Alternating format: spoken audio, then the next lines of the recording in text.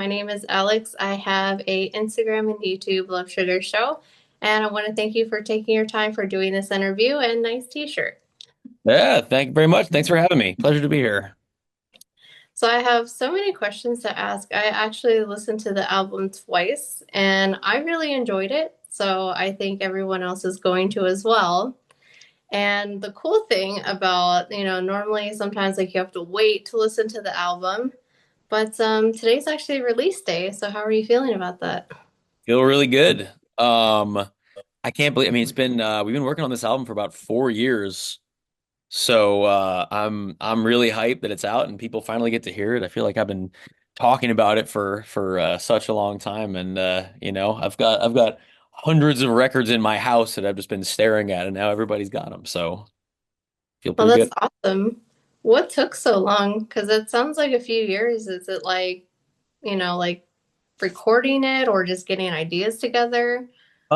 We recorded it pretty quickly. We recorded most of this about a year or 2 years, 2.5 years ago. Honestly, it just took a while to dial in the mix and the production of it. It's a pretty weird combination of sounds that we did on this album. So even little discrepancies like how to how to mix a live drum kit like kick drum with an electronic kick and have them both hit the way that they should hit. Like our drummer Damien is incredible and there's a lot of just awesome grooves from him on this album. And there's a lot of stuff that I produced on it that is, it's supposed to be this like, like, get people Yeah. dancing kind of thing. So just being able to like get those two things to hit at 100% was something we kind of struggled to wrap our brains around, but eventually we did. And there were a lot of little things like that that just took a while to dial in. But I feel like now we're super locked in on how to do this genre crossover thing, and we're going to be moving a lot faster. Well, that's awesome. Was that like one of the biggest challenges that you faced, like creating the album? Yeah, it was. I mean, and not just with the drums, just with a lot of stuff. Even guitars versus synths. We also don't like there's I think there's actual electric bass guitar on one song, but for the most part it's all Mhm. synths. Um and it I didn't really make electronic music before we started making this record. So a lot of it was, me using Ableton for the first time and learning how to really produce in that way. And I think the basics of it came to me pretty quickly, but perfecting it took a while. Would you say like that was like stressful having to do that while creating the album, or was it like more exciting, adventurous, like, hey, this is awesome? No, it was fun. We had a lot of fun doing this. Well, that's awesome. It's better than being stressed and having to come up with an album. Yeah, And from what I've read, you recorded and produced this album. I did. How was that process? It was great. It was a lot of fun. It so the difference in how we did it, the first album one, which came out in 2022, I also produced that album with our drummer Damien. That was a little more like live jammy. So we would kind of set up in the studio, just me and him, and jam for a while, and then we would take those tracks and grab little clips and sort of assemble it into something. This one was a little more like we would make we would make a demo and then kind of learn the parts from the demo. And like it was just a lot more. It was a lot more of like a digital electronic process for this one, which again was like my first time really doing that.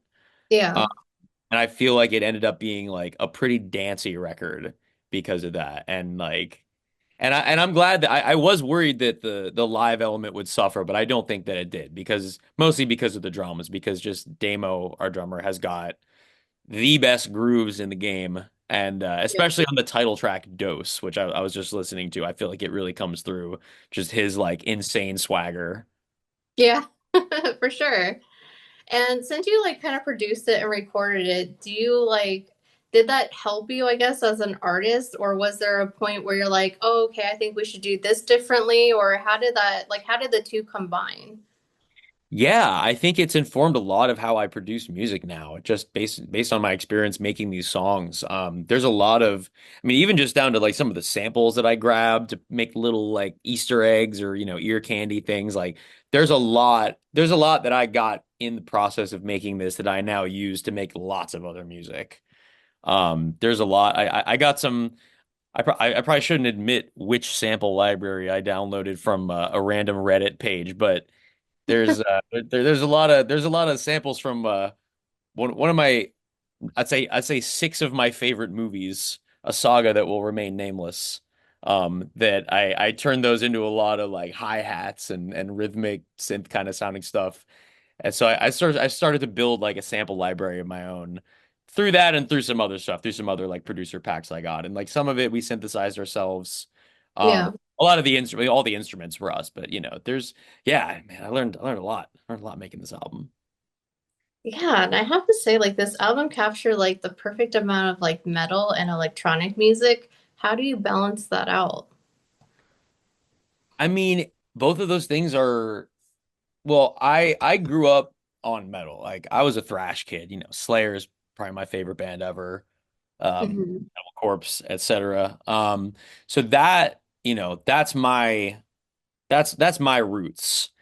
And since 2021, I've mostly listened to electronic music. Like that was the first music that came back after the pandemic. So when they're in New York was just this like rush back to the venues and back to everyone wants to party again.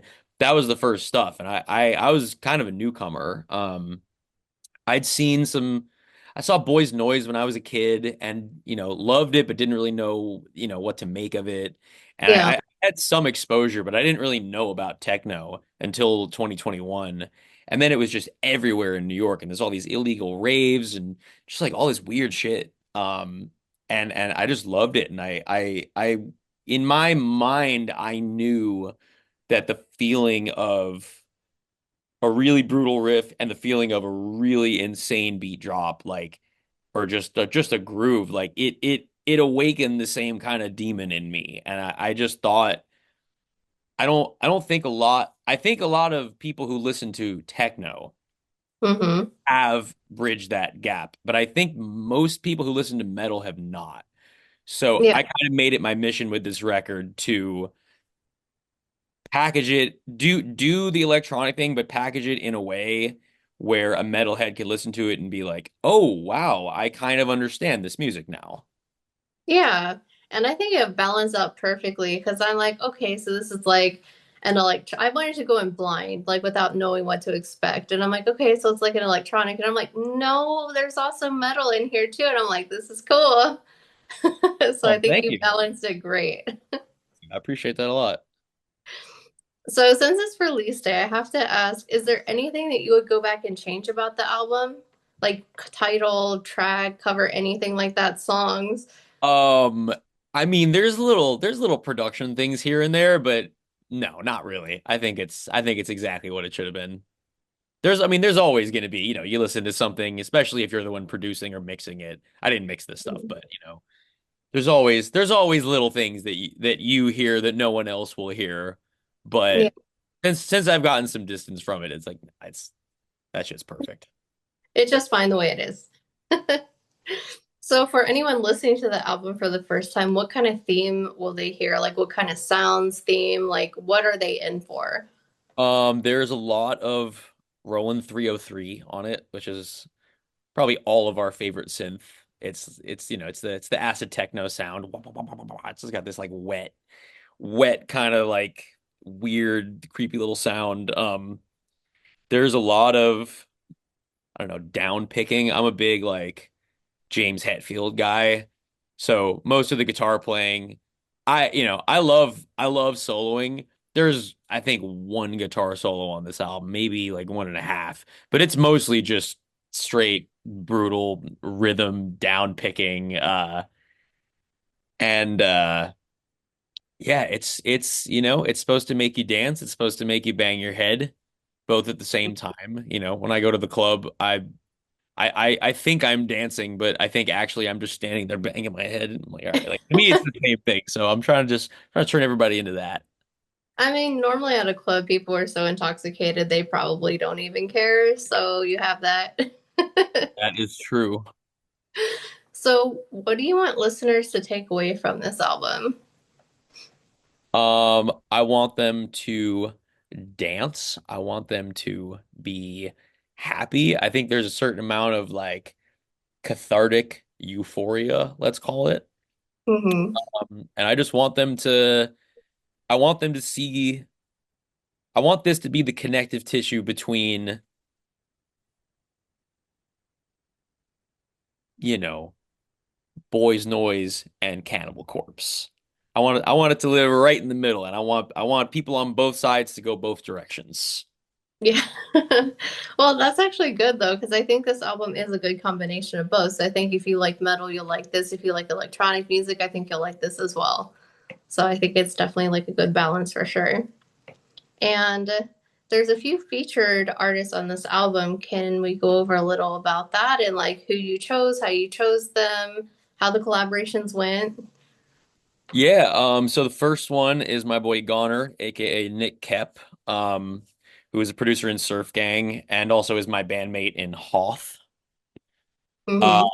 I just knew we had just started writing the first Hoth album around the time I wrote You Flew a Plane Into My Heart, and he's got this very uh nonchalant kind of like like just like the can I cuss on here? Yes. He's just got this like I don't give a energy. And I recorded that first verse that's like, you know, I was growling it, dog room suck me off, and it just felt kind of silly the way I was doing it. And then I heard him track a Hoff song with this kind of like nonchalant affect, and I knew that I had to get him on it. So he Yeah. knocked that out of the park. Jake Cannavale, who is my best friend, from the band Vixen Maw featured on the song Villain Mall, which, you know, it's called that because it's something that we worked on together. Yeah. He's amazing. He's just like a total demon. They also Vixen Mall just put out their first record, produced and mixed by me. It's called Yay. Vertigo. You should check it out. It's awesome. Yeah, Jake is just, you know, he came in and like it was like a very like Static X way that he went about it. He just I said, you know, I'm struggling with words on this one. I want you to do it. He came in with the whole thing written as this back and forth thing that now when we do it, me Yeah. and John, our synth player, do together. It's like I feel like I'm in like a rap battle. Um, and then we got Danny Everly, my boy who plays drums in the band Lip Critic, who I also work with. I do lights for them, at least when they do shows in New York. They're like one of our biggest inspirations for sure. Like I think the coolest band in New York City. And so Danny at the end of Lip Critic shows, they do this live outro for the song Milky Max, where they break it down in this like really insane like brutal 808 riff, and then Danny hops off the drums, jumps into the crowd and just like screams. He does it every night. I just the first time we played with Lip Critic in Brooklyn, I saw him do that, and I said to myself, okay, the one thing that this album is missing is just an absolute caveman like stupid riff. Yeah. So Meth Communion at the end, I just wrote the stupidest riff I could possibly think of. The song, like, you know, we use a click track and all that live. So I automated the click to slow down. So it's very surgical way that we did it. And it Yeah. goes down to I think 85 BPM. And I told Danny that story, that origin story of the riff, and immediately he came over and tracked the guest vocal on that part, and it's perfect. That's one of my favorite parts of the record, and he still does it with us live when he's in the house. Oh, that's cool. And did you write the lyrics to that, or did he I like did. with that? I The did. The lyrics to that part are beating on the blast door. Yeah. Doesn't mean anything, but it reminds me of Star Wars: The Phantom Menace, so it's on the album. Yeah, the You Flew a Plane into My Heart, that those lyrics are very like I was reading through the lyrics and I'm like, wow, these are very I don't think I can say some of the lyrics on here, but I'm like, it's just it's very out there. Where did you come up with it? Was it supposed to be just like kind of, I guess, different, or what were you going for? Uh, I mean, yeah, that one is super weird. The first demo of that song I basically made as a joke.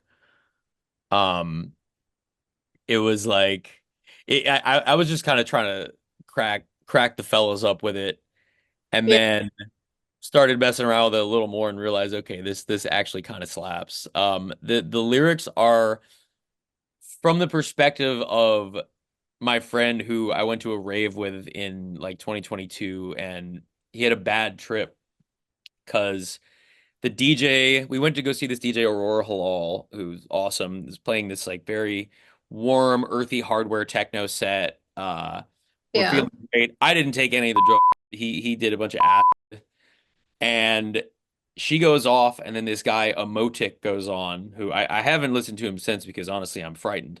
But I just remember the sound of like a jet engine, like, and all the lights went cold white. And I was like, what? Oh my God. And my buddy's like struggling. He's like, oh my God, dude, what is happening? And then he just played this like, I mean, it was in my experience, it was kind of just like dog shit, like very high-endy kick drums at just a BPM that did not work for us. Yeah. And my homie just started spinning out, and we left, and we had to go back to my place and play Moon Safari by Air to get him to get him back. And somewhere on the way home, I was like, man, that DJ really flew a plane into your heart. And I don't know why I said that, but we looked at each other and I was like, okay, I gotta write that down. So the like third or fourth demo of the song, I said, okay, it's time. It's time to call something that like the title has just been kicking around for a while. So the lyrics are Yeah. from his perspective that night, and yeah, they're pretty silly, but also terrifying and very serious. Yeah, so it's like a three in one. Serious, terrifying, and silly at the same time. So, which song would you say is like the heart of the album? Like, if you had to pick one. Um, the heart of the album, I would say two answers. I would say Dose and Lowbender because they fit together. Mm-hmm. Um, Lowbender was the first song we wrote for the album, and Dose leading into it is I mean, it's kind of like an electronic remix of Lowbender almost. It's the same rhythmic nugget at the core of it. This thing that's like doom dan doom bam boom dan boom bam. So the whole song is like it's that, and then it gets deconstructed, and the end of Lowbender, the snare gets taken away, and the whole thing is just this like really brutal outro. And Dose is basically a techno track also built on top of that rhythm. And it Yeah. really runs the gamut. Like there's all this 303 and all this weird ethereal synth stuff. And then by the end of Lowbender, we're still kind of just beating that rhythm into people's skulls. And Yeah. I stole something from or stole. I borrowed a move from the band Torch, is also one of my favorite bands. They do Mhm. this thing called the bomb string, where they detune the lowest string on their guitars so it just is floppy. And all three, both guitarists and the bass player will do it. So they'll have these riffs that's just pure like floppy sub. And I always wanted to steal that, but I'm not gonna. I retune my low string a fair amount, but not. I'm not gonna Yeah. do. I'm just gonna break a string. They have a whole extra guitar just for that setup. But I have this pedal called the Boss PS5 that I use for low octave stuff. Yeah. So I just put that down an octave, so it's kind of the digital version of that. So the outro of Lowbender is my little tribute to Torch, but with that same rhythm and with like a super distorted 808 behind it. And I Oh, don't know if the guys in Torch will ever hear that, but if they do, thank you for letting me thank borrow you. your move. So, kind of like a fun question. If this album was like a club, what would it look like? Uh, red. Red wash with thin beams of cyan is what it would look like.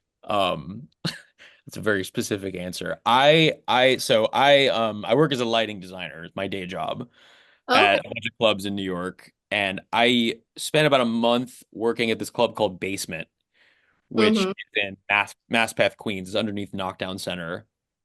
And it was like kind of awful working there because it's music until 6 in the morning, and there's like someone yelling at me about the lighting the whole time, but they have this very specific, like it made like a huge impression on me. They It's sort of, Berlin style. It's based on the lighting that they have at Berghain, like the big techno club in Berlin, but it's really thin red beams. And they told me, if I hear 303 or acid bass, I can throw in a little cyan here and there. So Yeah. that's what I did. And I mean, they still yelled at me a lot because I would just like, I don't know, I would get really high because it's 6 in the morning and I have to like stay engaged somehow and just make the whole thing blue. And then they come up to me and it's like, dude, people on the dance floor are having a bad time. They don't like blue here. They only like red. So, but and like as an employee there, I was really miserable. But I go there all the time and I love it. And now I understand the aesthetic. Yeah. It would probably look exactly like Basement. And what kind of drinks would your club serve? I have to ask that too. Ooh, uh, there's there's a cold brew flavored Jägermeister that is probably my favorite alcoholic beverage in the world. So I would definitely have that on tap. I'd probably have some nice tequila. I'm a big tequila guy. I'm a big bourbon guy. Um, Hmm.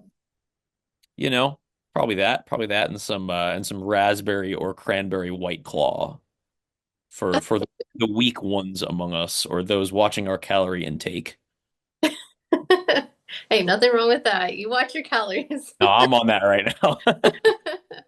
Would I there keep be any saying like, that to people, which is a Tenacious D reference, and nobody understands. They think I'm being serious. I'm like, oh, really?